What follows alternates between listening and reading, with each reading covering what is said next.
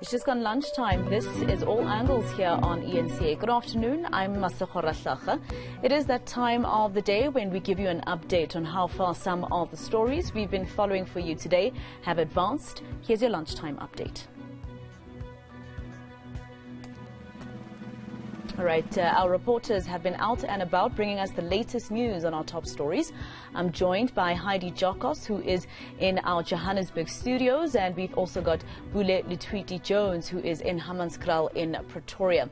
I'm going to start with you, Heidi, here in Johannesburg. You attended to a press briefing by the Health Department and the NICD, just giving an update on the cholera outbreak that is being experienced in two provinces in particular here in South Africa. Did they say anything, Heidi, about those who present with severe diarrhea, for instance? Yes, so the NICD has come out strongly indicating that those who present any signs of possible cholera, so signs of severe diarrhea, should be treated as though they have cholera, because we do know that the NICD has indicated that to wait for lab results to be released sometimes takes some time, and this could present some difficulties in actually diagnosing and treating people. The NICD has also come out saying that perhaps this could have been prevented somewhat, especially with the 15 people that have tragically lost their lives because of this cholera outbreak, if people were already treated with cholera instead of waiting for those results to actually confirm this. What else is also important is that the Department of Health has indicated that so far it's just two provinces where we've seen this cholera outbreak, specifically here in Gauteng in the Hammanskraal area, as well as in the Free State. The Department of Health has not commented on another case in another province as they are still waiting results. Everybody's wondering whether or not it is the water that was contaminated in Hammanskraal. The city of Tshwane yesterday saying that's not the case, and the Department of Health is saying that there have been a number of other countries, South Africa being the 15th African country that is experiencing a cholera outbreak. Let's listen to what the Health Department had to say in that briefing around the issue of this cholera outbreak here in South Africa. So what are the implications then for the country? Given the ongoing cholera outbreaks in Southern African region, there is a high possibility of continued importation of cases to South Africa. We have alerted our points of entry. Our port health officials are on the alert. If ever they pick up any traveler with symptoms, they are able to alert us, and outbreak response teams are activated in that regard. So we are on the high alert in this space. Then there is a rapid increase in the number of local transmission and associated deaths. We've seen it in Gauteng happening. It's already the DG has given us the marching orders in terms of how do we manage the situation so that we are able to contain it and it doesn't spread within, beyond where it is currently. So clinicians are urged to maintain a high index of suspicion for cholera in patients who present with acute watery diarrhea. And this is where our concern has been to say, in terms of reporting, it's very important this information gets to us. And also clinicians, as you receive the patients, it's very important that you become vigilant, because we are in the state of the outbreak as we see it. And Pule, you are in Hammanskraal, where, of course, the community yesterday was very upset. They didn't even want to listen to the Tshwane mayor about what he had to say to promise them anything else yet again. How do they feel today? It looks like even national government is now interested to assist them. What's sad about this is that while there are people dying due to this cholera outbreak, there's a lot of politicking happening on the ground. Just yesterday, you'd remember, the Deputy Minister of Water and Sanitation says that they've had agreements with the Tshwane municipality, but they've not become fruitful. In fact, they keep on falling out due to the fact that the municipality has been dishonoring some of the agreements they've had with the national government to try and resolve this issue. The ANC goes back to blaming the DA, saying that the DA hasn't been at the case of ensuring that they fix this issue. that they try and ensure that residents get clean water. The DA also blaming the ANC, saying the ANC for a very long time, since the early 2000s, hasn't been responsible for resolving this matter. So you get a sense that there is a lot of blaming that's going on here. But residents are purely affected. I spoke to one family who lost 2 of their relatives due to this outbreak in Hammanskraal, and they were quite torn apart. They're still reeling from this devastating incident, and they still haven't received counseling. In the morning as well, there were issues of nurses who are complaining to say they were called by the Jubilee District Hospital to come in and work and assist patients, of course, who have been affected with the cholera outbreak. But they were told this morning that the hospital then changed their mind, say they shouldn't come back. In fact, they should go back home.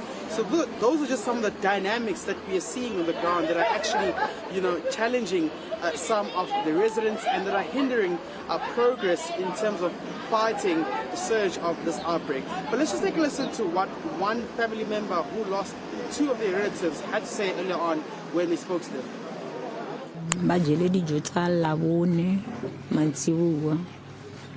After mo ba yo robala mo arabushiu ba thomo khulumiwa ke mala, and then batisetsa vele khasa. After go sa mo mama a tsoga a tseya ngwana mo feletsa mo sekolong. After mo a bua le ena ba nnanyana maybe ka bo past 9 mo ba thoma go tlhakatlhakana hape. Mama a khopela ra rekelwe khouku maybe teng ya hae tla stop mo rekela khouku. Sino ba mo rekela khouku vele ba a ya mo thusa selo. Papa le mama ba ba tseya vele ba ba isa tleliniking. Ba fitla go tleliniking ba fitla ba wa ba tlhatsa wabo. After mo ba fitisetsa Jubilee. Sino ba fitisetsa Jubilee ba ba admit vele go Jubilee, and then ba nnanyana matsatsi mo papa ka mona ka kry lore o ka wone mama ke na a ke bona o ka utlwa botlhoko thata. And then nearly Saturday ba bona ne di freita hange ba ba tsere freita ba ya Jubilee. Saturday no setse wa tlhokofetse ngwangwanyana le bana ba hae le na sala tlhakatlhakana le ngwana hae wa moshimane ba ba lata le bona ba isiwa Jubilee. Silindelo Masikane, of course, joining us from the Bloemfontein Magistrates Court. That's where she's actually been listening to closing arguments in the bail application of 5 of the 7 co-accused in the Thabo Bester prison escape. And Slee, of course, these are the 5 people who used to work for G4S. What have their lawyers said so far on their behalf? Well, in essence, we've been hearing the lawyers for the 5 co-accused just summarizing their arguments, in essence, in terms of the charges that their clients are facing, but also how their clients do meet the criteria for them to be released on bail. They outlined how some have been quite cooperative with investigations, how some have been in jail for more than a month now, others more than 20 days now, saying that for them to properly prepare their defense ahead of their trials, they should be released on bail, that their incarceration is further impeding them on being able to provide for their families, and also to fight some of the internal processes at G4S, where some have either been suspended or have been dismissed in terms of the allegations that they face, and the allegations around their implication in the escape of Thabo Bester from the Mangaung Correctional Center.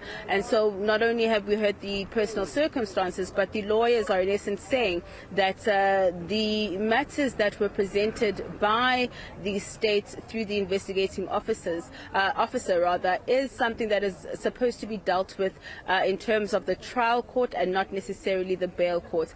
They maintain that their clients are not flight risks, and that they don't intend on interfering with witnesses or with investigations. Something that's also come up is around public outcry or public outrage if the accused are to be released. We know that one of the co-accused, that is Dr. Nandipa's father, he's already out on 10,000 Rand bail, but the lawyers are trying to show the court that there seems to be a lack of presence or a lack of public outcry when it comes to this matter. Behind me, you can see that we do have some of Katlego Bereng's loved ones who have come out to court today to support his mother, who in fact for the first time Masego has come out to the Bloemfontein Magistrates Court. She is quite emotional, but Mama, I just want to get a sense from you. You know, the murder charge was dropped. You've come out to court today. I think you are seeing one of the accused who are said to be one of Katlego's friends. How are you feeling, and what are your expectations of this court case? But